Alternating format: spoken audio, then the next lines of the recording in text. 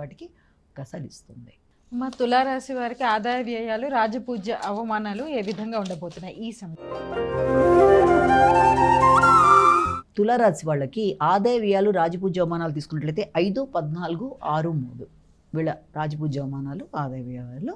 అయితే వీళ్ళ యొక్క ముఖ్యమైన విషయంలో గురుడి యొక్క సంవత్సరం ప్రారంభం నుంచి కొన్ని నెలల పాటు వీళ్ళకి ఏంటంటే వ్యక్తుల సహకారం కోరుకొని వ్యక్తుల సహకారంతో శత్రురోగ రుణాలు జయించడానికి చేసే ప్రయత్నాల వల్ల పూర్వపుణ్యాన్ని ఖర్చు పెట్టుకునే పరిస్థితులు లాంటివి ఏర్పడతాయి సంవత్సరం ప్రారంభం నుంచి కొద్ది కాలం. అదేవిధంగా వ్యక్తుల యొక్క సహకారం కూడా అనుకూలంగా ఉంటుంది. జన సహకారంతో ముందుకు వెళ్ళడానికి చేసే ప్రయత్నాలు అనుకూలిస్తాయి.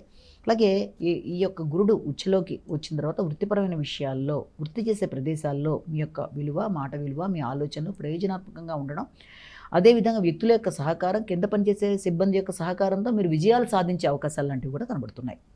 అయితే దాంతోపాటుగా మాట విలువ పెరుగుతుంది, కుటుంబ సౌఖ్యం అనుకూలంగా ఉంటుంది, వాగ్దానాలు నెరవేర్చుకోవడానికి అవకాశం ఉంటుంది, ఆర్థిక విషయాలు అనుకూలంగా ఉంటాయి. ఏదన్నా గృహ వాహనాలు లాంటివి కొనే విషయంలో మాత్రం కొత్త వ్యక్తులతో మోసపోకుండా తగిన జాగ్రత్తలతో ముందుకు వెళ్ళాలి. అదే వ్యాధి నిరోధక శక్తిని కూడా పెంపొందించుకుంటూ ముందుకు పెడతారు, నైపుణ్యాలను పెంపొందించుకుంటారు, కొత్త నైపుణ్యాలని ఉపయోగించుకుంటూ ముందుకు పెడతారు. ఎప్పుడైతే గురుడు లాభస్థానంలోకి రావడం జరుగుతుందో ఆ కొద్ది సమయంలో కూడా వీళ్ళకి తప్పనిసరిగా ఆశించిన లాభాలు లభ్యమవుతాయి, వ్యక్తుల సహకారం బాగుంటుంది, అనుకూలతలు సిద్ధిస్తాయి. ఏ విషయంలో నిరుద్యోగులకైతే ఉద్యోగానికి సంబంధించిన విషయాల్లో కావచ్చు, లేకపోతే ఉద్యోగంలో ఉండే వాళ్ళకి అభివృద్ధి కొరకు ఏదైనా డెవలప్మెంట్స్ లాంటివి ఏర్పడడం లాంటి వాటికి కావచ్చు అవకాశం అనేది ఉంటుంది. సజ్జన సహకారం, తోబుట్టులతో అనుకూలతలు, కమ్యూనికేషన్ బాగుంటుంది, ఆశించిన ఫలితాలు పొందుతూ ముందుకు వెళ్ళడానికి తీసుకునే నిర్ణయాలు అనుకూలంగా ఉంటాయి. సాంఘిక సంబంధాలు, అలాగే సంఘంలో నూతన పరిచయాలు అన్నీ కూడా అనుకూలంగా ఉండే అవకాశం అనేది కనబడుతోంది.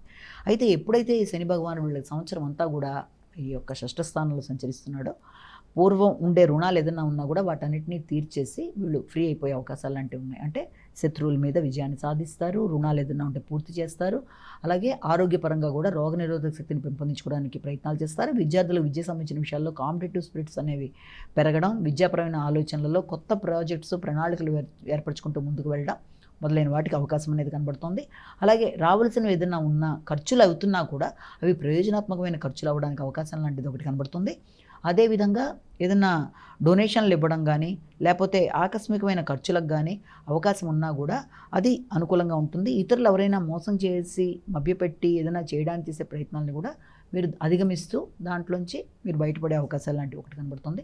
కానీ వ్యక్తుల సహకారం చివరికి వచ్చేటప్పటికి కొంత తక్కువగా ఉండే అవకాశం ఉంది. కాబట్టి కింద సిబ్బంది విషయంలో తగిన విధంగా ఆలోచన చేస్తూ ఇతరుల మీద ఆధారపడకుండా మీ పనిని మీరే నిర్వర్తించుకుంటూ ముందుకు వెళ్ళే పనులు చేయడం బట్టి మీకు సమయంతో పాటు ప్రశాంతత మొదలైనవి ఆదా అయ్యే అవకాశం అనేది ఒకటి కనబడుతుంది.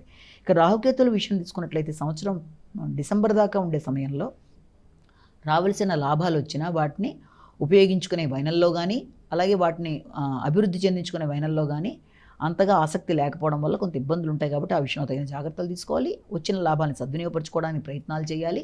అలాగే సంతానం యొక్క ఆరోగ్య విషయంలో, సంతానం యొక్క అభివృద్ధి విషయంలో అధిక ఆందోళనల్ని అధిగమిస్తూ ముందుకు వెళ్ళాలి.